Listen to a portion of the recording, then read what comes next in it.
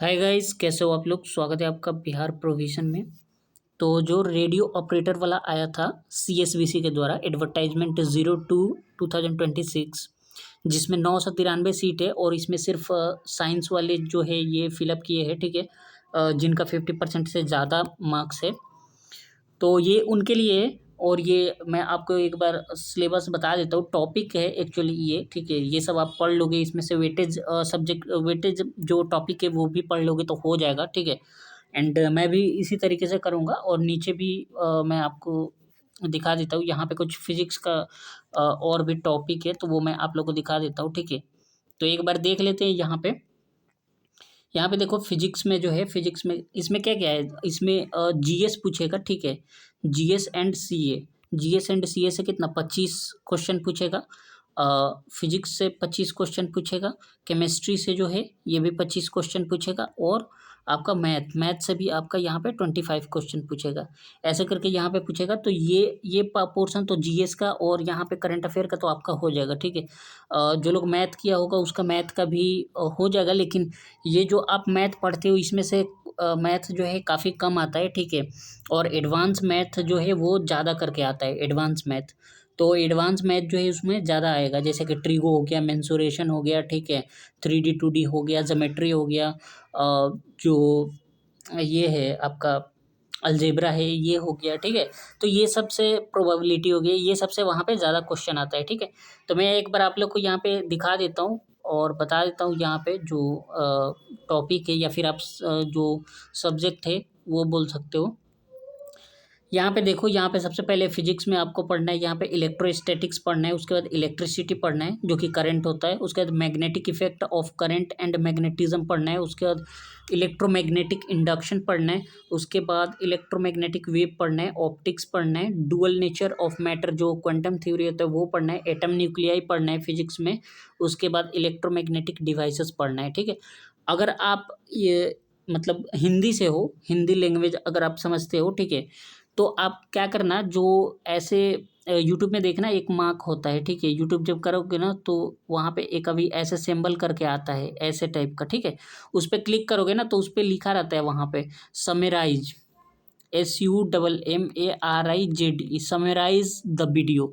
तो जैसे ही उस पर आप क्लिक करोगे ना, क्लिक करने के बाद नीचे देखोगे एक बॉक्स टाइप का आता है, उसमें लिखा होता है आस्क क्वेश्चन। तो उसमें क्या करोगे, उसमें आप इसी को समराइज समराइज इन हिंदी लिख दोगे ना, हिंदी। तो ये जितना टॉपिक मैं बता रहा हूँ ना, ये टॉपिक आपको डायरेक्ट मतलब हिंदी में कन्वर्ट करके वहाँ पे आपको दिखा देगा, ठीक है। मैं जो सब टॉपिक आपको बता रहा हूँ, तो ये करके आप देख सकते हो। एंड ये बहुत ही इजी वे है आपको मतलब किसी भी लैंग्वेज में कन्वर्ट करने का, ठीक है। तो जिसको लग रहा होगा कि मैं इंग्लिश में बता रहा हूँ तो वो हिंदी में भी वहाँ से देख सकता है।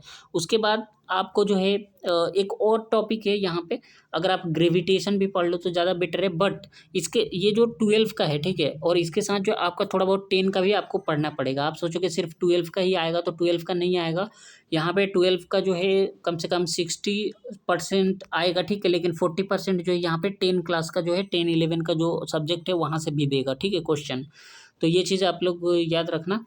एंड इसके बाद जो है यहाँ पे केमिस्ट्री में क्या क्या है, तो केमिस्ट्री में देख सकते हो सॉलिड स्टेट सॉल्यूशन हो गया, इलेक्ट्रो केमिस्ट्री हो गया, केमिकल काइनेटिक्स हो गया, सरफेस केमिस्ट्री हो गया, इनऑर्गेनिक में SPDF ब्लॉक हो गया, कोऑर्डिनेशन कंपाउंड हो गया, ठीक है।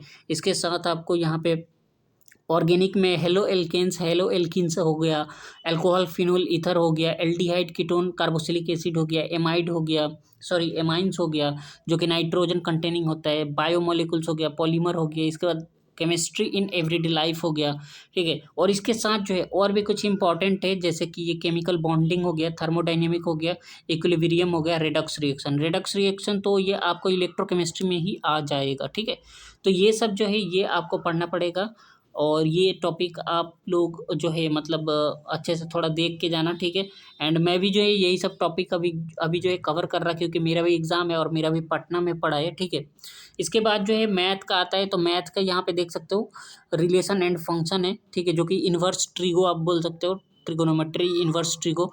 अलजेब्रा में आप देखोगे मैट्रिसेस एंड डिटर्मिनेंट जो है आएगा। उसके बाद कैलकुलस में देख सकते हो differentiability, application of derivative, indefinite integral जो इंटीग्रेशन होता है इंडेफिनिट और डेफिनिट दोनों आएगा, ठीक है। उसके साथ जो है डिफरेंशियल इक्वेशन हो गया, उसके साथ वेक्टर 3D 2D हो गया, ठीक है। 3D तो यहाँ पे दिया, 2D नहीं दिया है, 3D आप लोग पढ़ लेना, वेक्टर एंड 3D।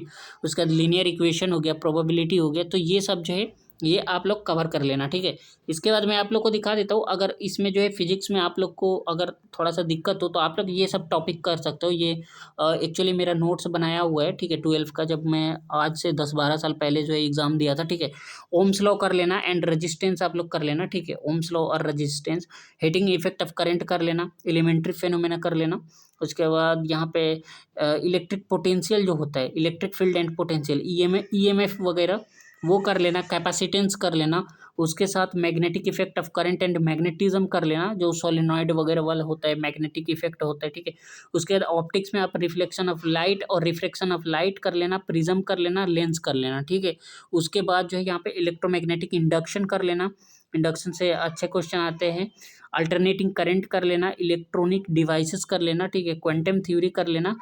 उसके बाद जो है इलेक्ट्रोमैग्नेटिक वेव कर लेना, एटम न्यूक्लियाई कर लेना। तो ये सब जो है टॉपिक है, ये फिजिक्स का ही टॉपिक है। मैं अभी जो फिजिक्स का टॉपिक आप लोग को बताया, तो यहीं से जो है मैं वो टॉपिक जो है निकाला हूँ, और उसका मेरे पास नोट्स है, तो मैं सोचा कि टॉपिक भी बता दूँ ताकि आप लोग को दिक्कत ना हो, ठीक है।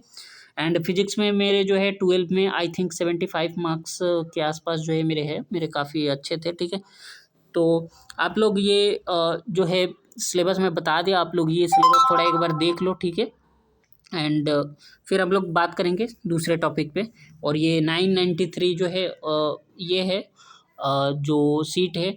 और यहाँ पे जो है एडमिट कार्ड कब तक आने वाला है, तो एडमिट कार्ड ये 22 को एडमिट कार्ड आ जाएगा, और 28 को आपका एग्ज़ाम है। 28 को मेरा भी है, मेरा भी एग्ज़ाम पटना में है, ठीक है।